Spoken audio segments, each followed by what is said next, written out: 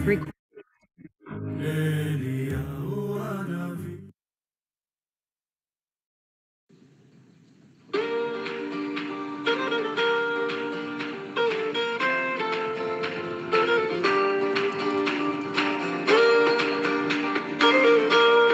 direct sur Lil'Mod.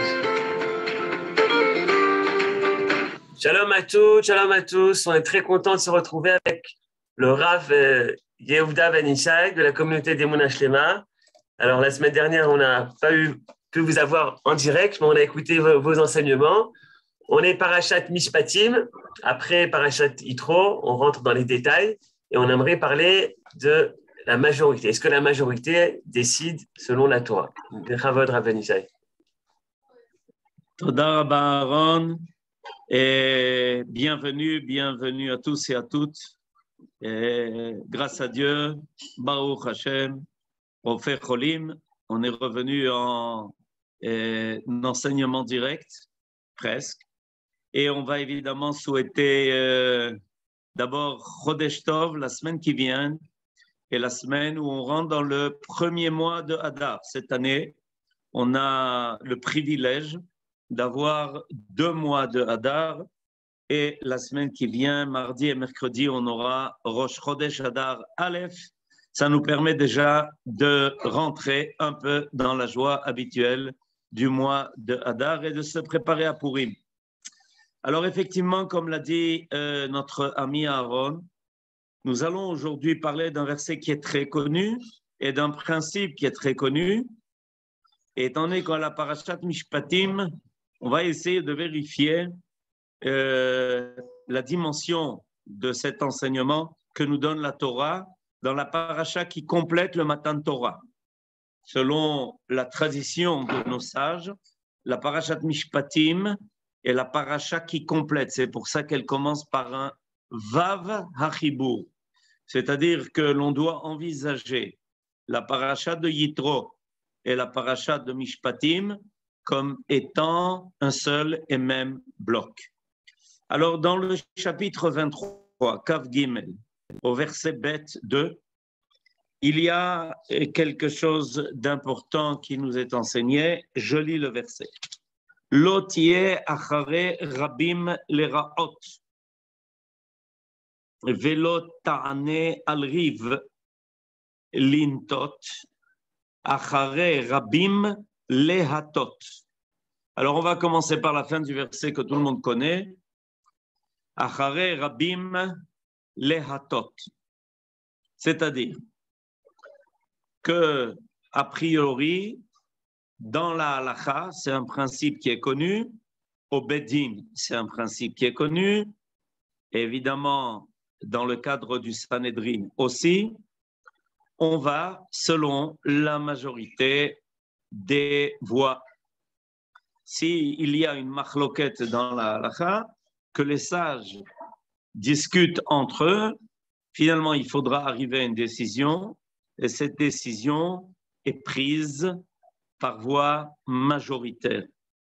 S'il y a un mishpat à rendre, évidemment, on va selon la majorité des shoftim, la majorité des dayanim, la majorité des juges. C'est connu, tout le monde a déjà entendu ce principe-là, et ce principe a été élargi au niveau de la vie sociale et au niveau politique, puisque on est arrivé à conclure que quand on est dans un système démocratique, alors a priori, il faut aller selon la majorité des voix. Achare rabim le hatot. Tu dois te pencher, les hatot. Tu te penches après les rabbim, après ceux qui sont les plus nombreux. Bon, tout le monde a entendu donc parler que, surtout au niveau politique, quand on veut prendre des décisions, alors on passe au vote et finalement, on décide selon la majorité. Maintenant, ce principe-là, il apparaît à la fin du verset et pas à son début. Et là, on va quand même faire attention à ce qui est marqué au début du verset. Lo tiye achare rabim leraot. Tu ne dois pas suivre les plus nombreux, les nombreux, je traduis littéralement, les raot. Alors, les sages ont amené beaucoup de commentaires sur ce principe de les raot et on va essayer, nous, d'aller selon le sens simple du terme. Lo tiye achare rabim leraot. Je vais donner l'explication du pshat. Ne suis pas la majorité pour des choses négatives. Les raot, qui vient du mot ra. Tu n'as pas le droit de suivre la majorité pour le mal. Rabbeinu Bechaye dit la chose suivante. Afilu raïta rabim mibnei adam she'en noagim kashura lo tiye aimaem. Même si tu as vu de nombreuses personnes, de nombreux individus qui ne se comportent pas comme il faut, tu ne te joins pas à eux. Quel est l'idée qui se cache derrière le principe qu'on va en général selon la majorité? Le principe est que on pense que la majorité ne se trompe pas ou au moins tend le plus vers la vérité. S'il y a une majorité de personnes qui pensent d'une certaine façon ou qui, dans le cadre du Bedin, la majorité des Dayanim vont incliner pour un seul et même avis, cela semblerait indiquer que la vérité est de leur côté. Voilà l'idée qui se cache dans le principe de l'idée majoritaire. Plus on a de gens qui se joignent à une seule et même idée ou un seul et même avis, il semblerait qu'ils aient plus raison que ceux qui sont minoritaires. Voilà l'idée qui se cache derrière cela. Et tout d'un coup, la Torah nous prévient qu'il y a une restriction à cela, qu'il y a une recommandation importante à retenir. C'est que c'est vrai, quand on ne sait pas quoi décider parce que les choses ne sont pas évidentes, seulement si la majorité n'adopte pas quelque chose de négatif, quelque chose qui peut être défini comme raot. Raot, c'est-à-dire quelque chose qui est mal. Alors là, il faut essayer de comprendre pourquoi, tout d'un coup, la décision majoritaire va être infirmée dans ce cas-là. C'est ce qui va nous intéresser. Et vous allez voir qu'il va y avoir, évidemment, des répercussions importantes au niveau de notre vie, surtout au niveau de notre vie collective. Alors, je vais pour cela amener un enseignement du Talmud. L'enseignement du Talmud se trouve dans le traité de Sanhédrin. Et le traité de Sanhédrin nous raconte qu'à l'époque, merci Toda Rabba Aaron qui nous présente maintenant le texte sous les yeux, à l'époque du prophète Isaïe. Et le roi de Assyrie, le Melech Ashur, qui s'appelait Sancheriv, le Melech Ashur envahit Israël. C'était un homme extrêmement puissant, avec une force militaire énorme, et il va envahir toute la contrée de Yehuda. Ça va être tellement grave que finalement, l'essentiel de la population va se réfugier dans Yerushalayim. Et il va mettre le siège sur la ville de Yerushalayim. Dans la ville de Yerushalayim, la capitale, se trouve le roi Chizkiya Ézéchias avec le prophète Ishaïa, Isaïe. Et à ce moment-là, va s'élever au sein du peuple un débat énorme parce que le roi d'Assyrie propose de se rendre. Il propose à tous ceux qui sont enfermés dans la ville de Yerushalayim de se rendre. Il envoie pour cela des émissaires qui vont mener une guerre psychologique. Et dans le cas de ces guerres psychologiques, le roi fait entendre aux oreilles de ceux qui se trouvent sur les murailles de Yerushalayim qu'ils n'ont aucune chance. Il amène à cela deux arguments importants.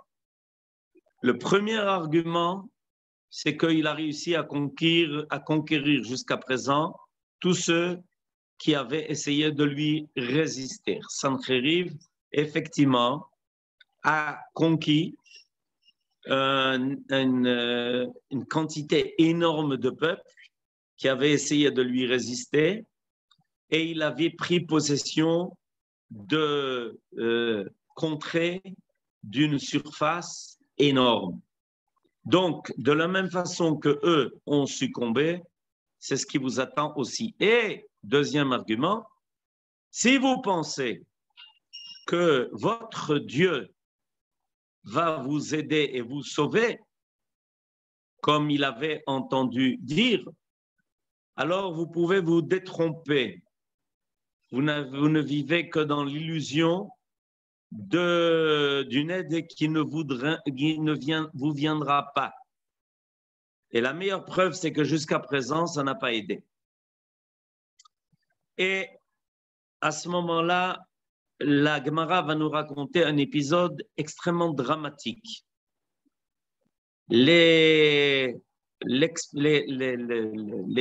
qui nous est raconté dans la Gemara est qu'il y avait deux factions à l'intérieur de la ville de Yerushalayim assiégée.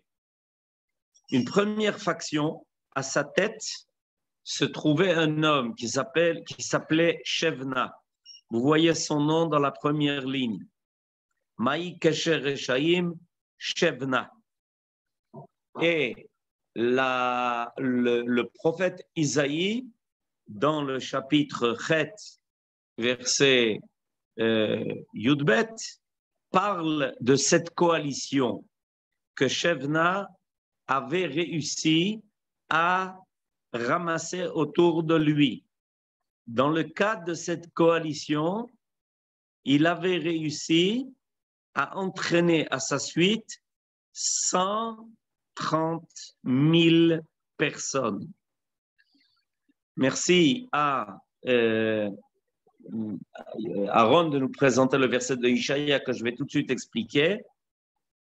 Et Shevna a décidé, suivi de ces 30 000 personnes, de se rendre au roi Sancheriv.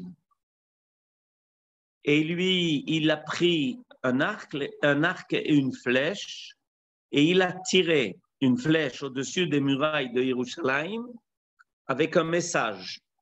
Sache que nous sommes prêts à nous rendre. Donc, ne continue pas les combats. Nous allons faire pour ce qu'il faut.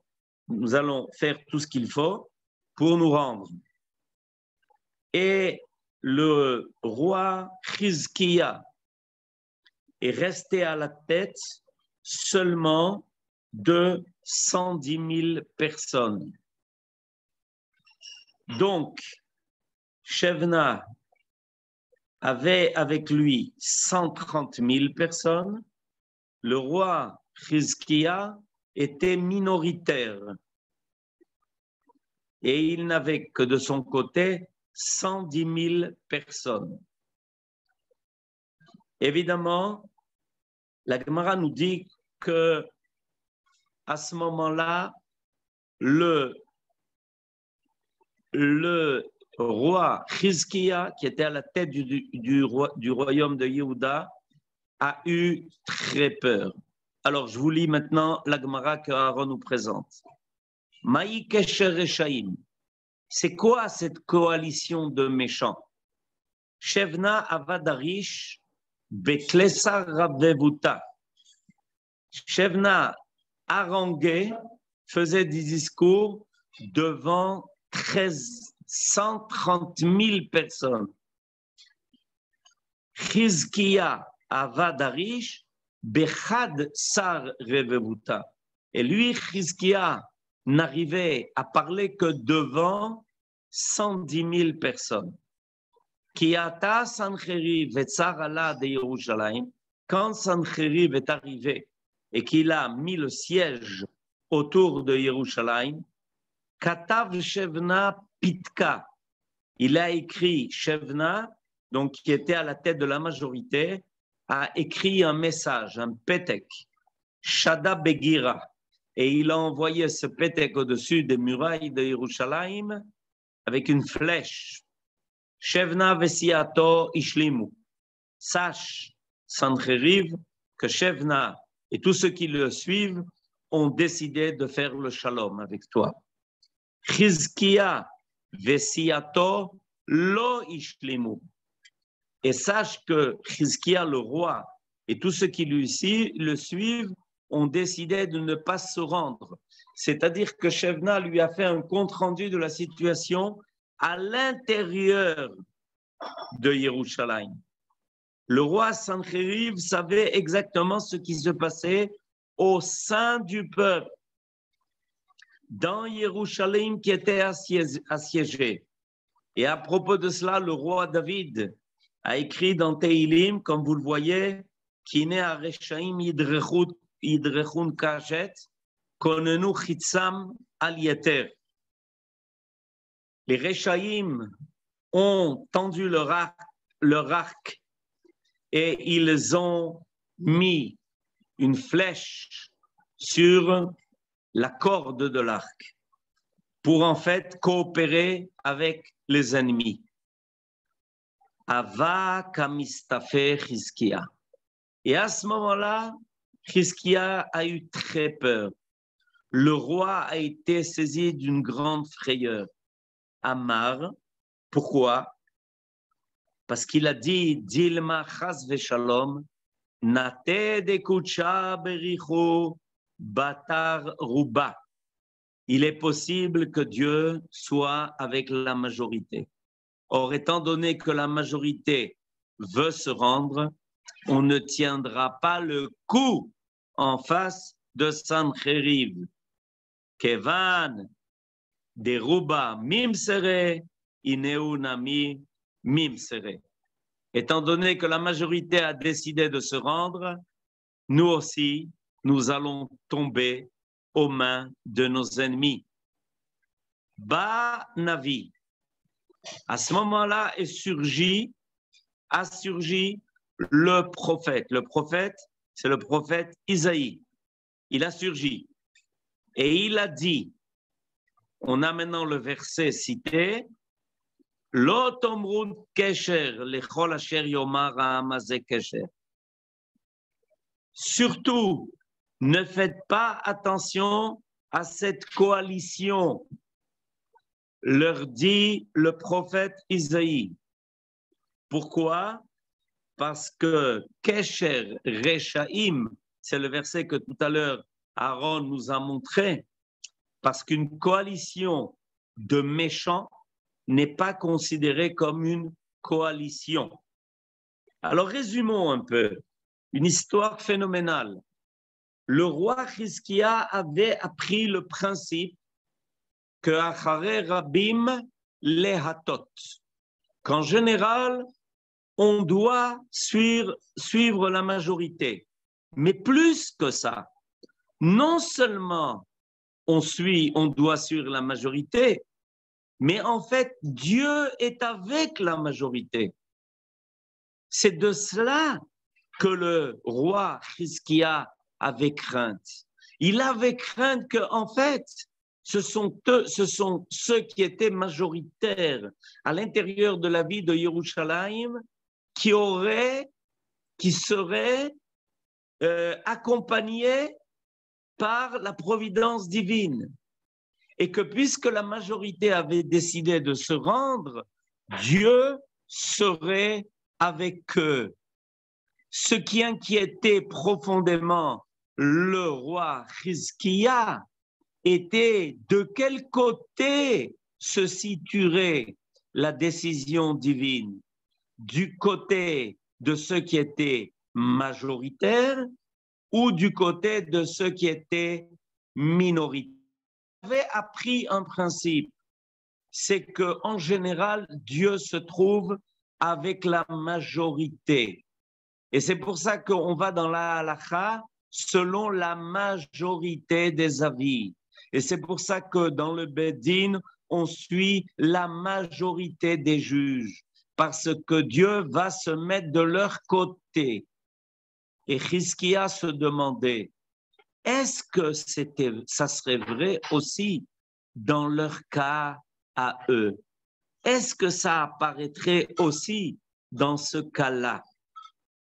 Et le prophète Isaïe est arrivé et il a expliqué qu'il y a à cela une exception.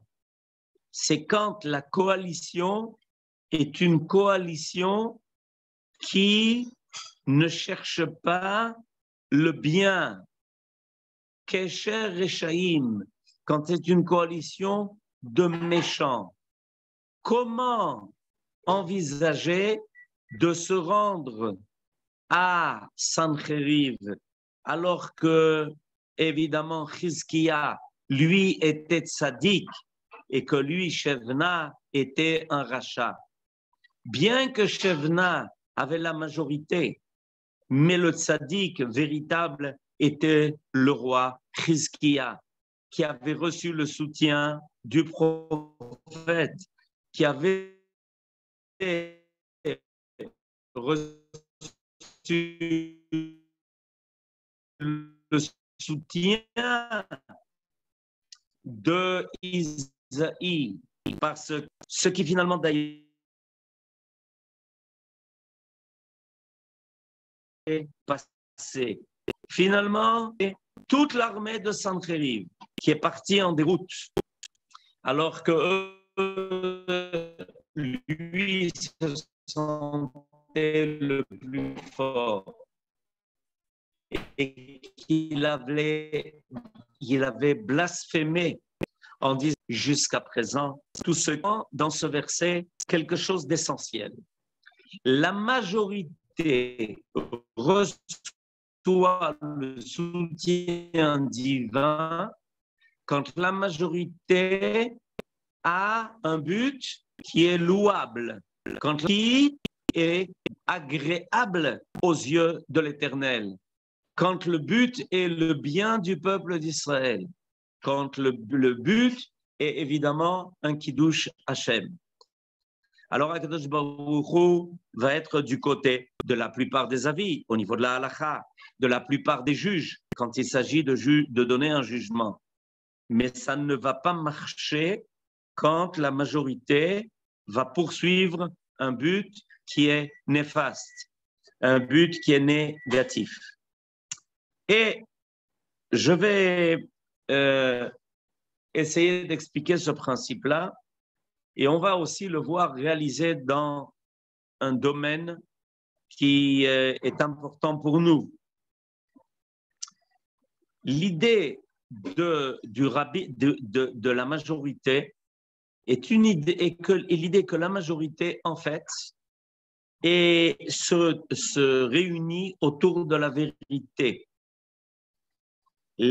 Quand les tzadikim réunissent une majorité, c'est que en réalité, ils sont liés par une seule et même volonté, celle de faire apparaître le émet.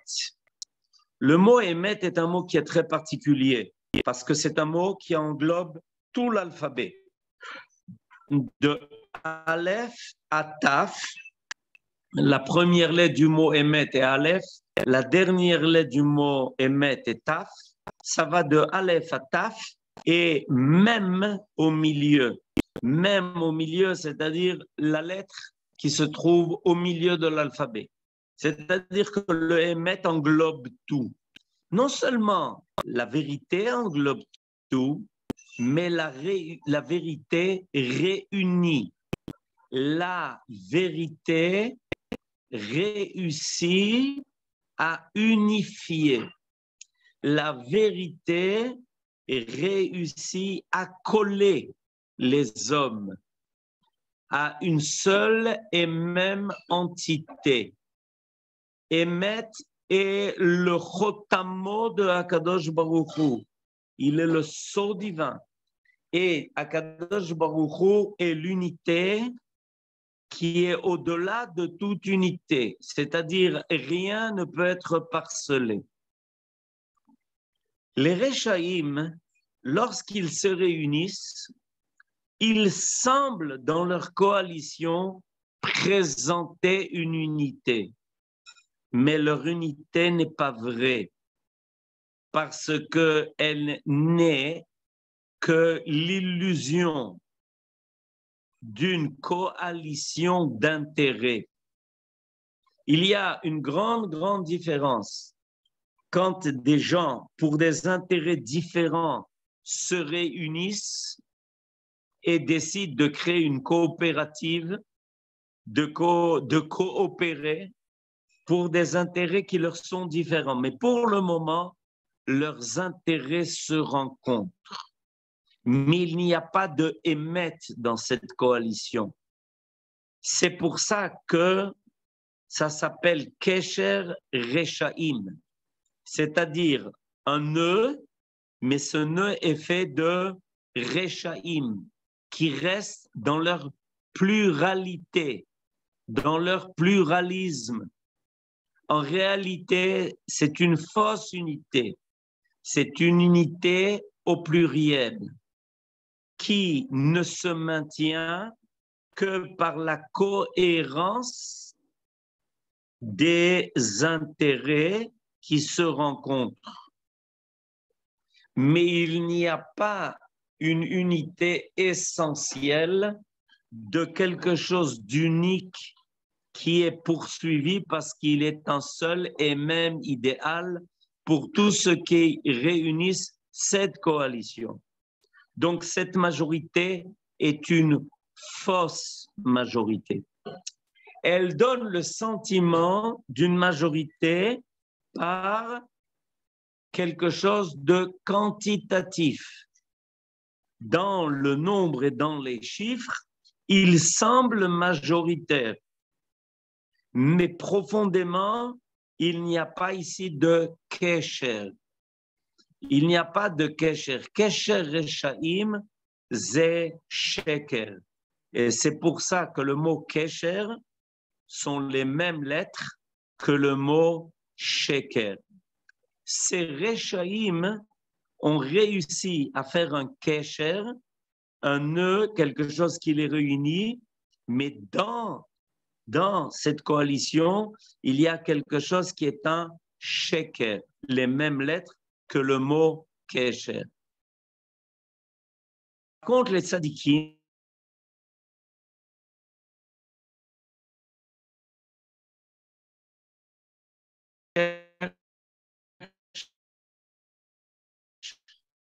le Emet, c'est-à-dire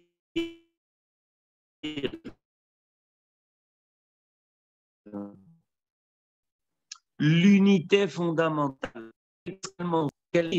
à se rassembler, à se coller. Alors, c'est important que la majorité n'a pas ici de véritable force.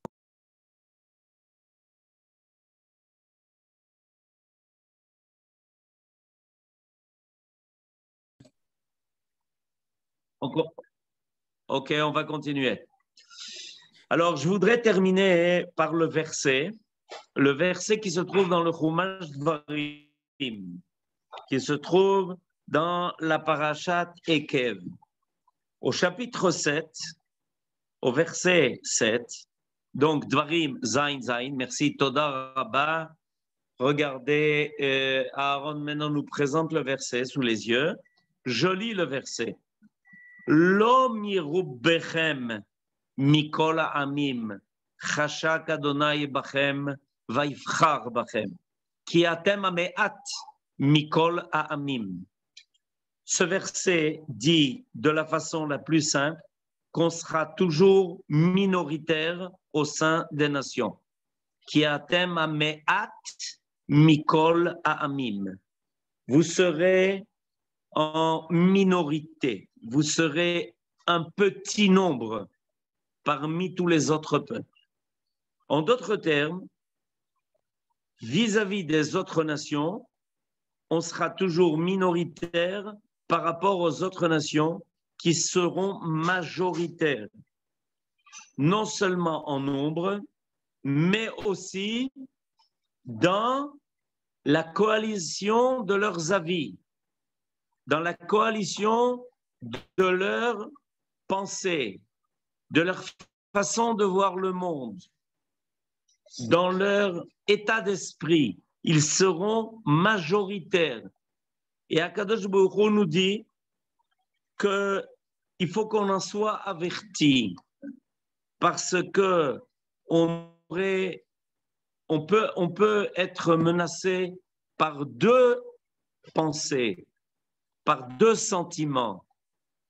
Le premier sentiment qui peut nous menacer, c'est que puisqu'on est minoritaire par rapport à ce que les nations font, par rapport à ce que les nations pensent, par rapport à ce que les nations décident, il faut les rejoindre. Il faut rejoindre leur avis, il faut rejoindre leurs pensées, il faut rejoindre leur civilisation. Nous sommes minoritaires.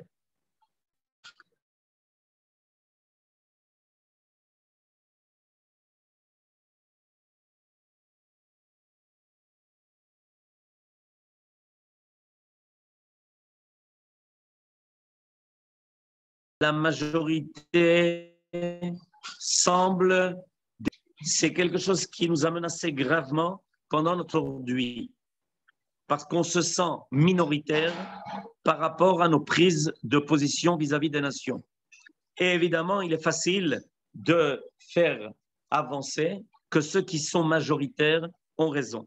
La deuxième chose qui risque de nous menacer, c'est la crainte. C'est évidemment le sentiment, comme on vient de l'expliquer par rapport au roi Chizkiya, que puisque ceux qui décident de se rendre sont majoritaires, alors évidemment, il faut être de leur côté, parce que Dieu est du côté de ceux qui sont majoritaires. Or, la Torah nous avertit que c'est faux. Kesher Reshaim et no Kesher.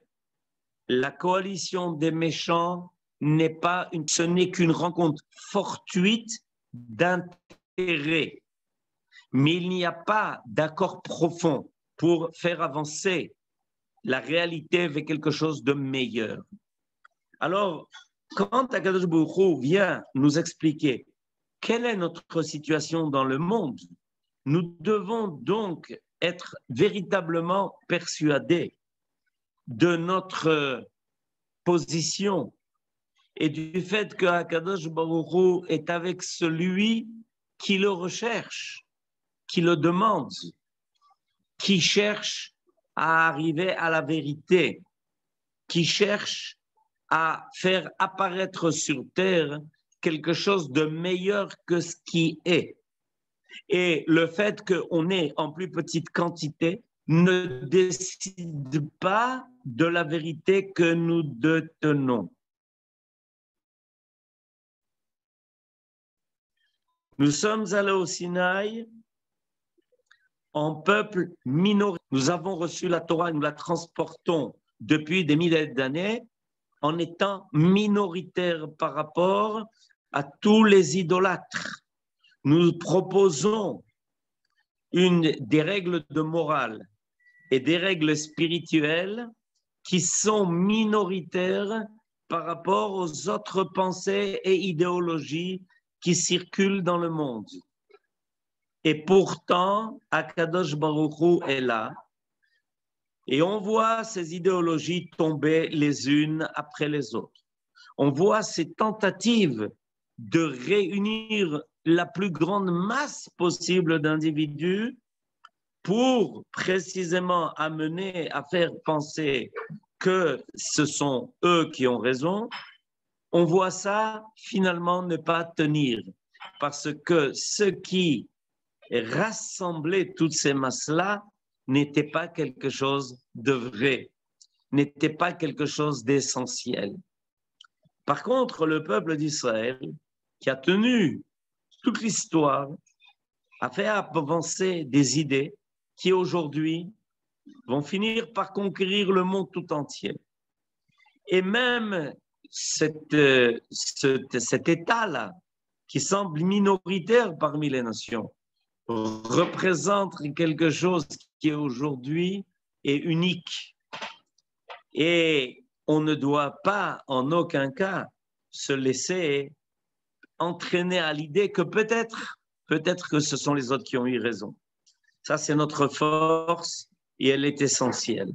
Et c'est pour ça que, avant de dire dans le verset Acharei Rabim les Raot, la Torah a pris soin de dire il faut surtout faire attention de ne pas se laisser entraîner par la majorité vers quelque chose de mal.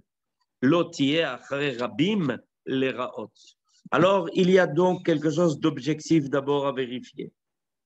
Avant de s'occuper de vérifier où se trouve la majorité, il faut d'abord vérifier quelles sont les idées vers lesquelles la majorité veut tirer la masse et quelles sont les idées que peut-être même la minorité va proposer.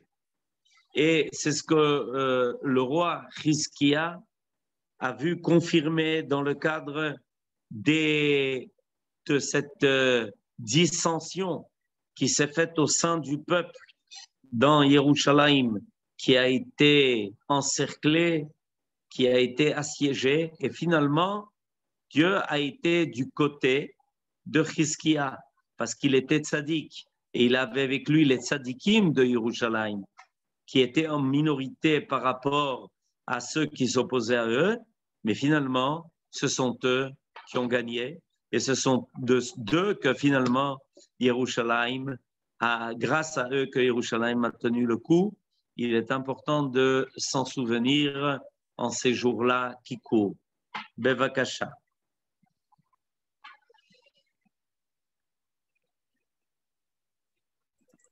Toda Rabba, merci beaucoup, Rav Yishai, pour cet enseignement. Et vous pouvez souhaiter Shabbat Shalom au Rav Yishai. On finit en chanson, Bistrout à Torah. Shabbat Shalom à tous.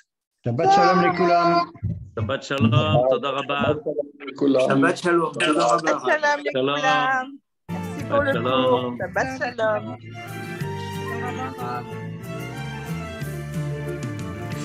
Shabbat Shalom, Toda Rabba.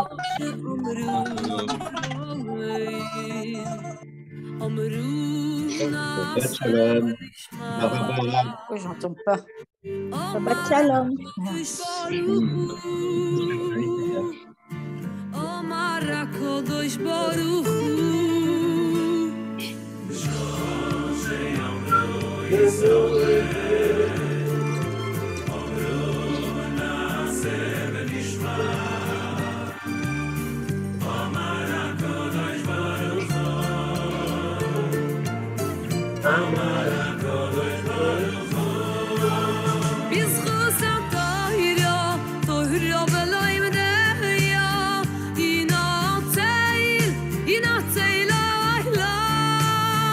בשביל שושנה, בשביל שושנה זו ינצל הבדי בזכות הבאירו, תוהירו ולא ימניה ינצל